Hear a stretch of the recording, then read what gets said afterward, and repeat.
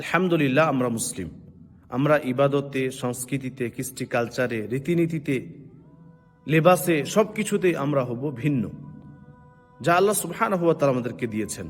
আল্লাহ সুবহানাহু ওয়া তাআলা তিনি যে দিন আমাদেরকে দিয়েছেন, দিন ইসলাম, সেটাতে সব কিছু বলে দেওয়া হয়েছে। মানে একটা মানুষের জন্য যা কিছু প্রয়োজন, জীবন চলার পথে যা কিছু দরকার, সব কিছু বলে দেওয়া হয়েছে।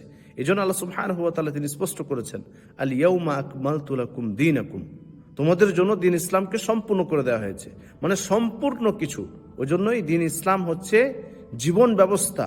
আপনার জীবনের, আমাদের জীবনের, মানুষের জীবনের যা কিছু প্রয়োজন সব কিছু দিয়ে দেওয়া হয়েছে। সেটা ইবাদতের ক্ষেত্রে হোক যতটা যা প্রয়োজন, আর কৃষ্টি কালচারের ক্ষেত্রে হোক বা লেবাসের ক্ষেত্রে, সব কিছু গাইডলাইন্স দিয়ে দেওয়া হয়েছে। তার সত্ত্বেও কিছু দুর্বল ইমানের মুসলিম রয়েছে, যারা অন্য ধর্মের সংস্কৃতি গ্রহণ করে, অন্য ধর্মের লিবাস আদি গ্রহণ করে।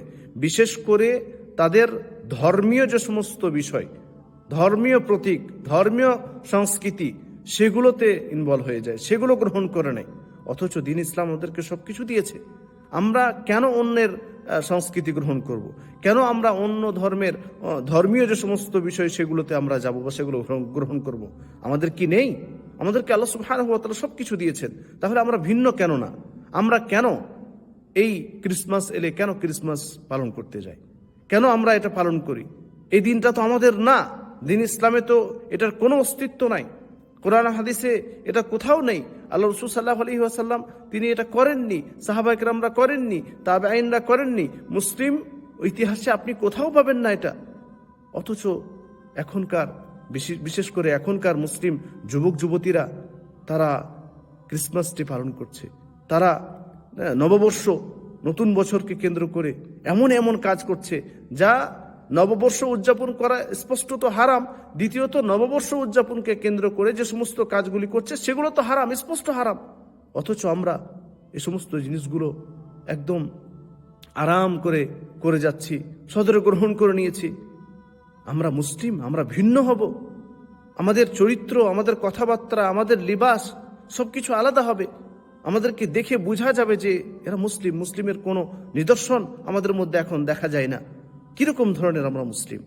আমাদের উচিত যে আমরা বিজাতিদের কোনো ধরনের ধর্মীয় বিষয়গুলো, বিশেষ করে যে সমস্ত ধর্মীয় বিষয়, সেগুলোতে একদম একদম কোনোভাবেই যাব না, কারণ এগুলো একদম হারাম এবং নাজায়েজ।